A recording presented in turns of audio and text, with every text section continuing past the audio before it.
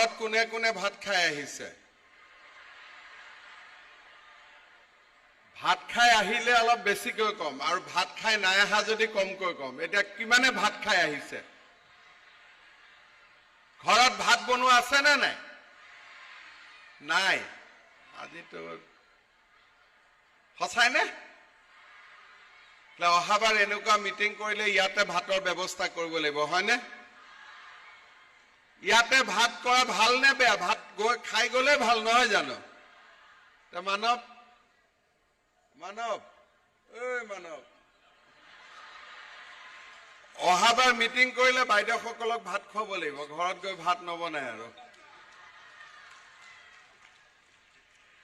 আজিৰ সভাত আমাৰ মাজত উপস্থিত লখিমপুৰ লোকসভা সমষ্টিৰ সাংসদ প্ৰদান বৰুৱা ডাঙৰীয়া, ৰাজ্যসভাৰ সাংসদ পবিত্ৰ মাৰ্ঘেৰিটা ডাঙৰীয়া, লখিমপুৰৰ সন্মানীয় বিধায়ক মানৱ ডেকা ডাঙৰীয়া, লখিমপুৰ জিলা ভাৰতীয় জনতা পাৰ্টিৰ সভাপতি ফণীধৰ বৰুৱা ডাঙৰীয়া, অসম গণ পৰিষদৰ সভাপতি দীপক বৰদলৈ ডাঙৰীয়া, লখিমপুৰ মিউনিচিপাল বোৰ্ডৰ অধ্যক্ষা নিবেদিতা দত্ত ডাঙৰীয়ানী, মিচিং অট'নমাছ কাউন্সিলৰ EM বিজু পেগু ডাঙৰীয়া, নৰ্থ লখিমপুৰ ডেভেলপমেণ্ট অথৰিটিৰ অধ্যক্ষ সমীৰণ কোঁৱৰ ডাঙৰীয়া, আমাৰ ডিষ্ট্ৰিক্টৰ ডেভেলপমেণ্ট কমিশ্যনাৰ উৎপল বৰা ডাঙৰীয়া, উত্তৰ লখিমপুৰ মিউনিচিপাল বোৰ্ডৰ উপাধ্যক্ষ প্ৰাঞ্জল দত্ত ডাঙৰীয়া, আৰু আমাৰ মাজত উপস্থিত সুধীবৃন্দ, আই মাতৃসকল আৰু যুৱক যুৱতী বন্ধু বান্ধৱীসকল, যোৱা 29 ফেব্ৰুৱাৰীৰ পৰা আমি অসমৰ বিভিন্ন জিলাত বিকাশৰ যাত্ৰা নামে এটি পষেক পালন কৰিছোঁ, আৰু সেই দিনাখনেই আমি জিলা সদৰলৈ গৈ সেই জিলাত ইতিমধ্যে সমাপ্ত হোৱা নহলে নতুনকৈ আৰম্ভ কৰিবলগীয়া বিভিন্ন আঁচনিসমূহৰ শুভ উদ্বোধন বা আধাৰশিলা স্থাপন কৰিছোঁ। অহা 14 এপ্ৰিললৈকে চলিবলগীয়া এই কাৰ্যসূচীৰ সময়ত আমি 23,000 কোটি টকাৰ প্ৰকল্পৰ হয় শুভ উদ্বোধন কৰিম, নহলে আধাৰশিলা স্থাপন কৰিম। আপোনালোকে চিন্তা কৰক যে 23,000 কোটি টকাৰ কাম মাত্ৰ 15টা দিনৰ ভিতৰত আৰম্ভ বা সমাপ্ত হ'ব।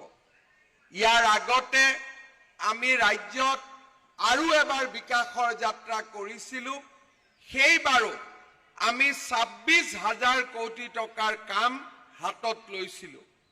মোৰ বিশ্বাস যে আমি যেতিয়া তৃতীয়টো বিকাশ যাত্ৰা কৰিম, তেতিয়ালৈকে আমি কৰা কামৰ মূল্যৰ পৰিমাণ 1 লাখ কোটি টকা চুবগৈ, তাক মই বিশ্বাস কৰোঁ।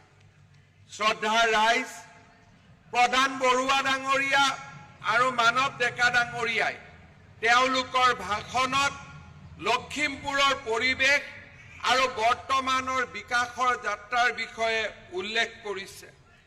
আজি আমি লখিমপুৰত এটা আটক ধুনীয়া কনভেনশ্যন চেণ্টাৰ উদ্বোধন কৰিছোঁ, য'ত নেকি সকলো পৰ্যায়ৰ সভা ইয়াতে হ'ব পাৰিব।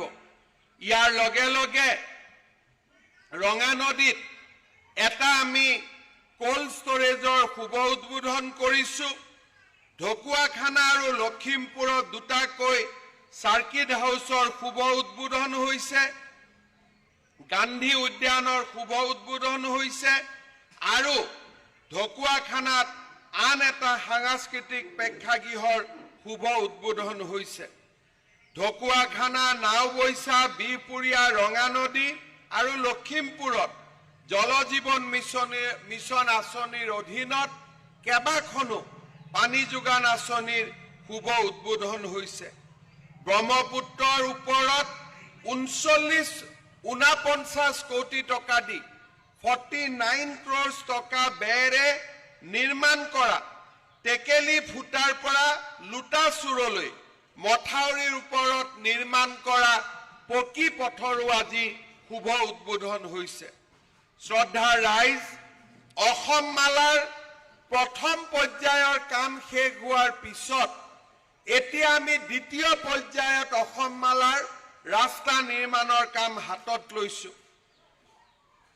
গোবৰী চাৰিআলি চাংমাইৰ পৰা ডিজু পথাৰলৈ এই সমস্ত পথছোৱা আমি অসম মালা আঁচনিৰ অধীনত নিৰ্মাণ কৰিব খুজিছো আৰু 45 কোটি টকা ইয়াত আমি ব্যয় কৰাৰ বাবে সিদ্ধান্ত লৈছো।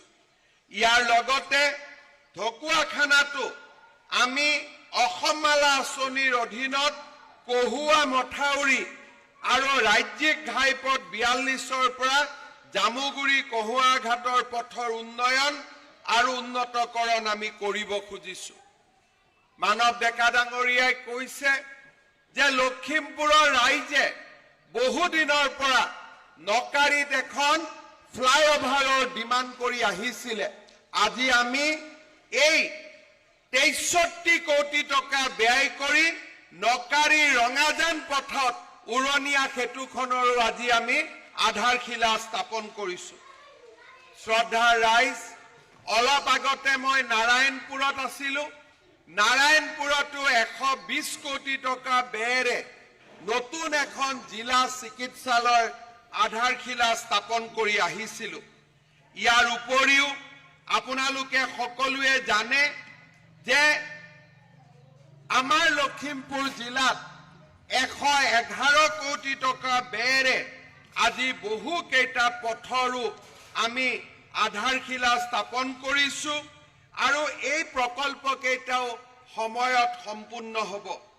উত্তৰ লখিমপুৰ চহৰৰ বাবে এটা খুব আনন্দৰ বিষয় যে অমৃত আঁচনিৰ অধীনত নিৰ্মাণ হৈ থকা পানী যোগান প্ৰকল্পৰ ছেকেণ্ড ফেজটো ভাৰত চৰকাৰে অনুমোদন দিছে আৰু আজি আমি 70 কোটি টকা ব্যয় কৰি অমৃত পানী যোগান আঁচনিখনৰ কামো লখিমপুৰত ভূমি পূজন কৰিছো। ইয়াৰ উপৰিও বিপুৰীয়া চহৰতো পানী যোগান আঁচনিৰ বাবে আমি 22 কোটি টকাৰ এটা নতুন আমি পানী যোগান প্ৰকল্পৰো আধাৰশিলা স্থাপন কৰিছো। শ্ৰদ্ধাৰ ৰাইজ, মই বহুদিন আগতে এখন সভাৰ বাবে উত্তৰ লখিমপুৰ জিলা পুথিভঁৰালত আহিছিলো। পুথিভঁৰালৰ যিটো ইনফ্ৰাষ্ট্ৰাকচাৰ আধুনিক লখিমপুৰ চহৰৰ লগত ই খাপ নাখাইছিল।